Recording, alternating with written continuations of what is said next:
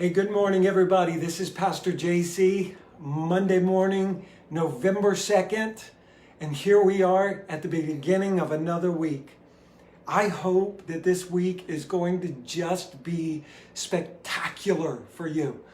We know there's a lot going on in our nation right now, and that this is a very important week for us.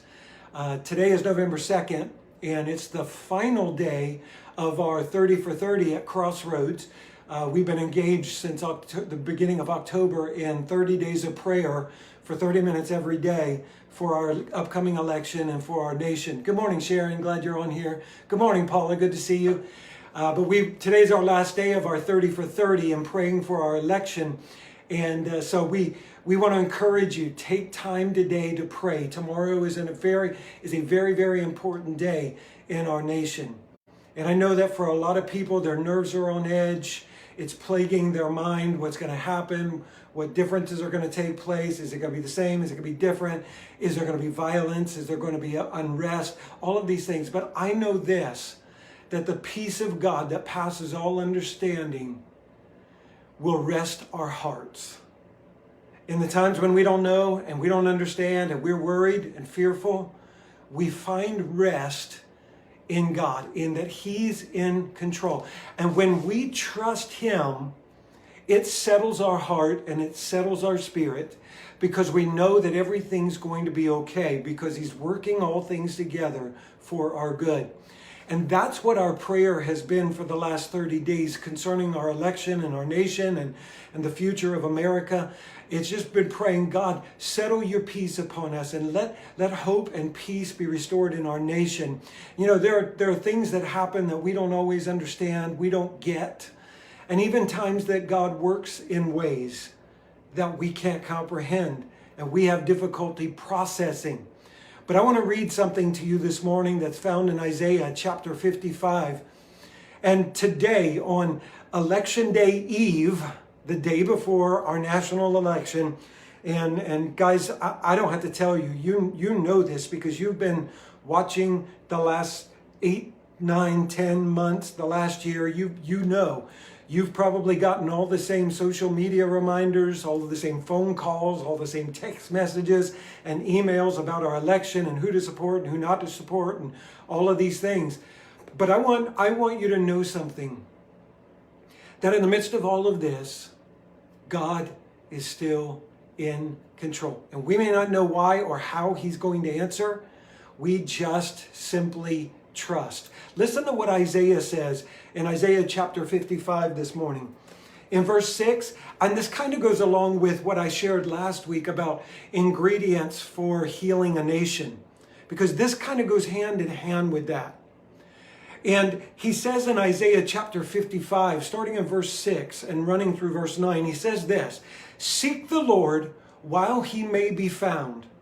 Call upon Him while He is near. Let the wicked forsake his way, and the unrighteous man his thoughts. Let him return to the Lord, and He will have mercy on him, and to our God, for He will abundantly pardon."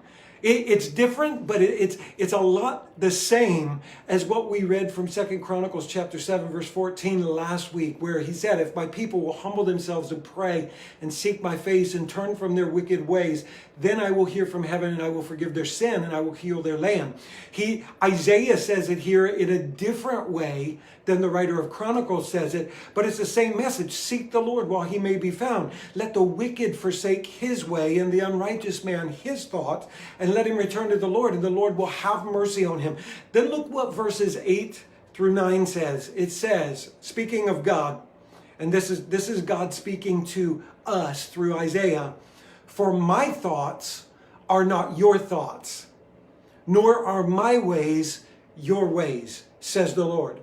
For as the heavens are higher than the earth, so are my ways higher than your ways, and my thoughts than your thoughts." You know what this tells me?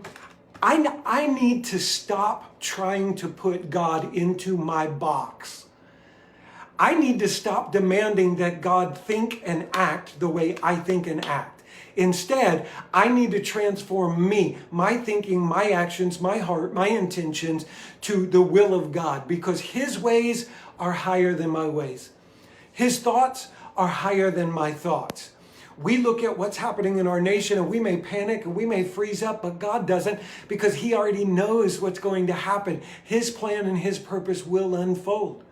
And so when we understand that, listen, when we understand that God is way smarter than us, and God is a way more creative strategist than us, and that God is looking at the full picture of everything, it changes how we view God. We look at today and tomorrow and we're worried about this little teeny tiny space of time of election day. And yet God sees all things. He knows, He lives in an eternal perspective. So He knows that the world goes on even after the United States of America has an election day. The world still goes on.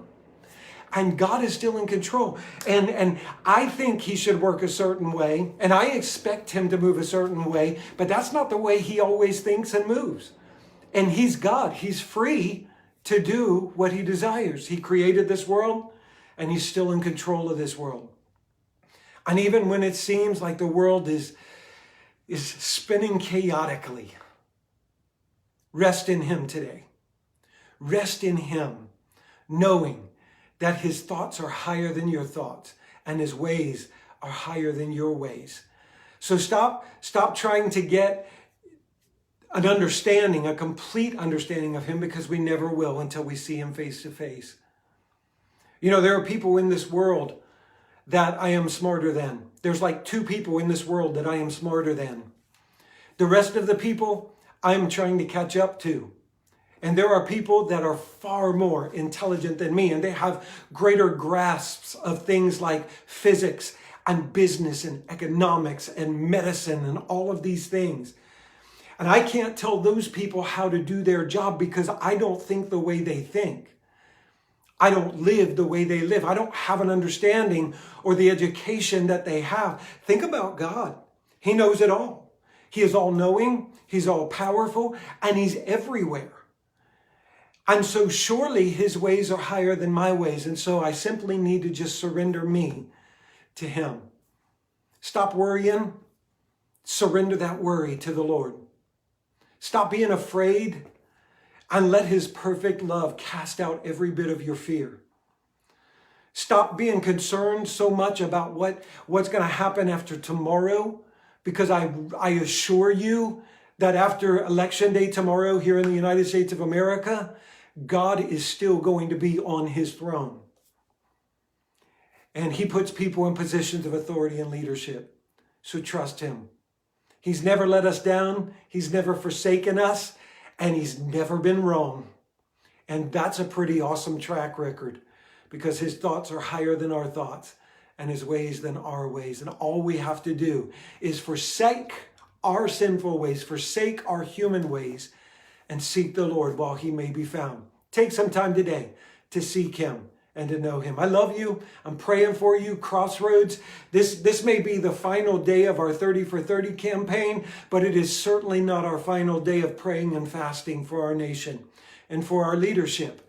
And I want to encourage all of us, just as I shared on social media a couple of days ago, no matter what the results of the election, no matter who will assume the position of President of the United States of America, we as a nation must pray for them, intercede for them, stand in the gap for them, because God will use them for His purpose and ultimately for His glory. I love you. I'm praying for you today. Take care of yourselves.